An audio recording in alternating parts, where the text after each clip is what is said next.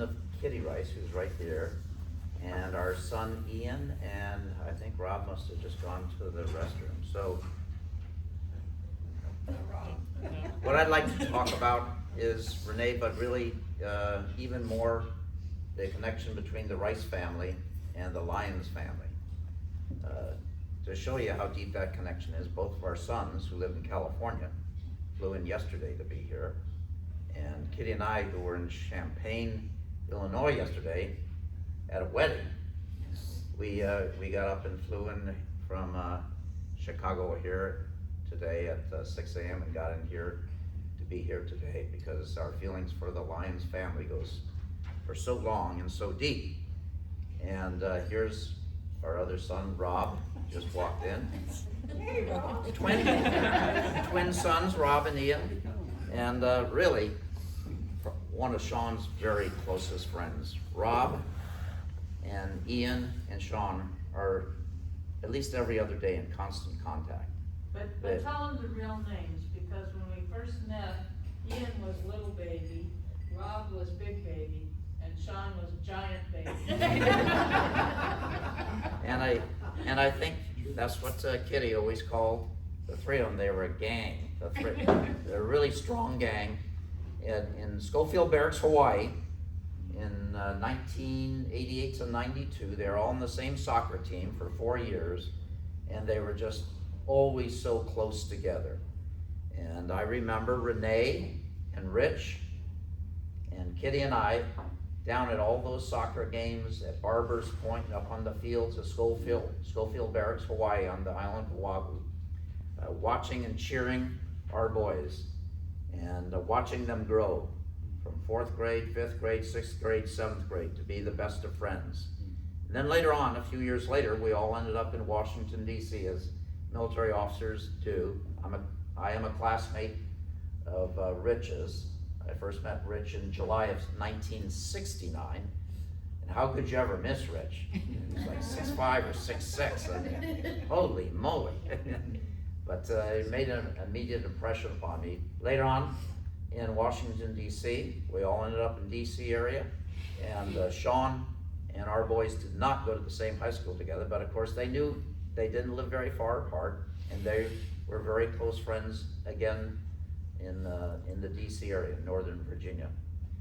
So Kitty has been in constant contact with Renee through her battles, texting, calling, and of course, and just recently, and we were just stunned when we heard the news that the 1st of October, Renee was gone, because she had fought through so much, and she had supported Rich through so much, multiple myeloma, esophageal cancer, and then her own battles with cancer, and she fought through it all, and seemingly had come out the other side. So we were just stunned. In fact, I kept saying to Kitty, I can't believe it.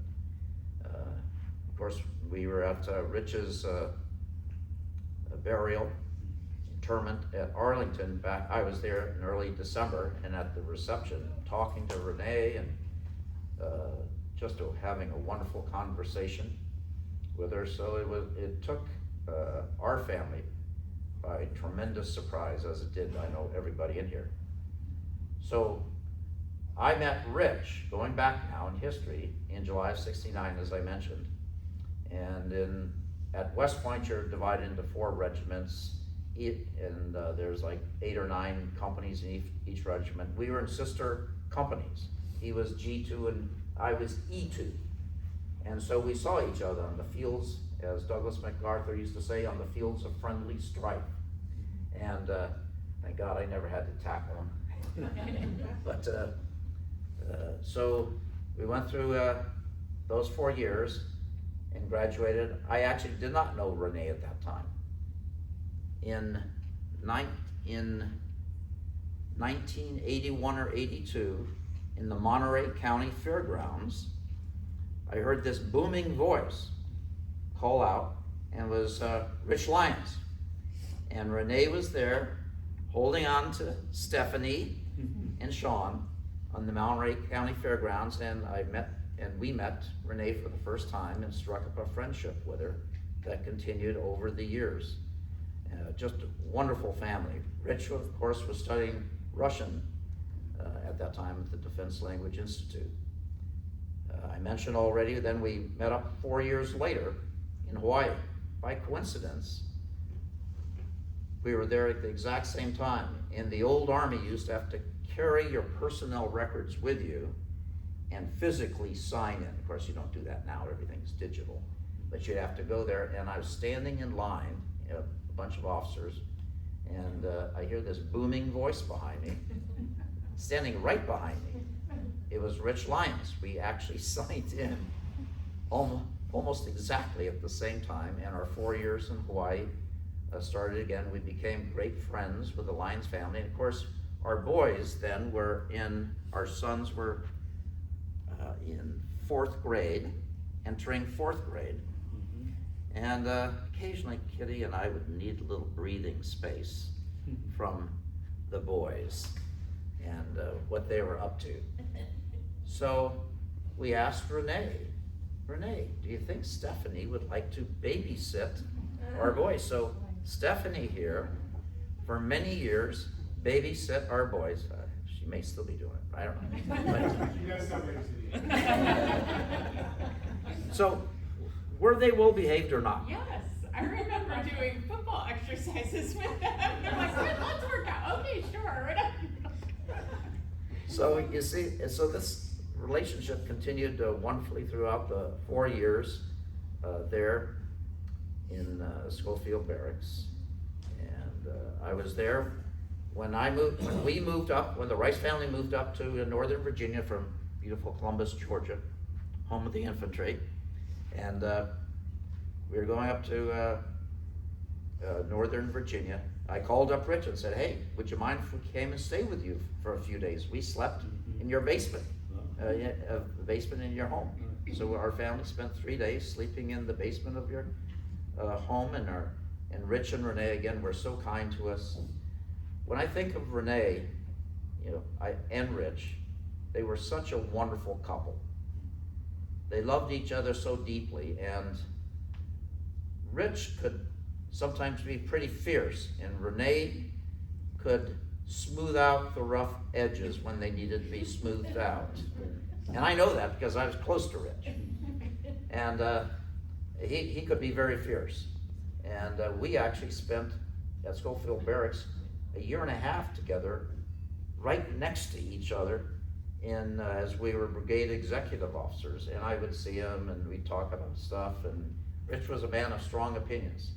And Renee held the family together through Rich's various volunteer assignments. He volunteered to go to India for 6 months, to some staff college in India. And I go like, what the hell are you doing that for?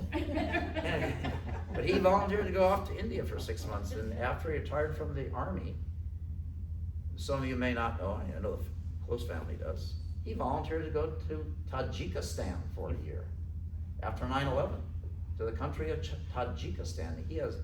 He told me incredible tales as the Soviet Union fell apart. Rich was in Tajikistan in some dangerous harm. He was in Tajikistan, managed to get out by land all the way through Moscow or something, from Tajikistan to Moscow. And then he volunteered to do a year in Iraq as a retiree. And again, Renee held the family together. They were a wonderful couple. When I think about Renee, I think of what a wonderful, kind, and supportive woman she was. So kind, that beautiful smile that we've all seen thousands of times. Such a beautiful smile. I never heard a negative word out of Renee Lyons, ever. Never a negative word. Except for the time when she called me and she said, Kitty, you're not gonna believe this. They want me to move into these quarters on Schofield Barracks in Hawaii, and I just can't do it. And I said, Renee, you're beautiful, what's the problem?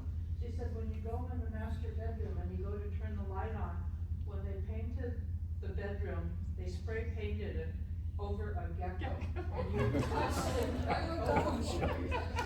I I have one in my closet too. Well, she had high standards. But they So- came in and they removed the gecko and they painted it. So we Rices have the utmost respect and love you Lions, the Lions family, and your children. And we miss your dad. I miss your dad so much. And I very, very much miss your mom.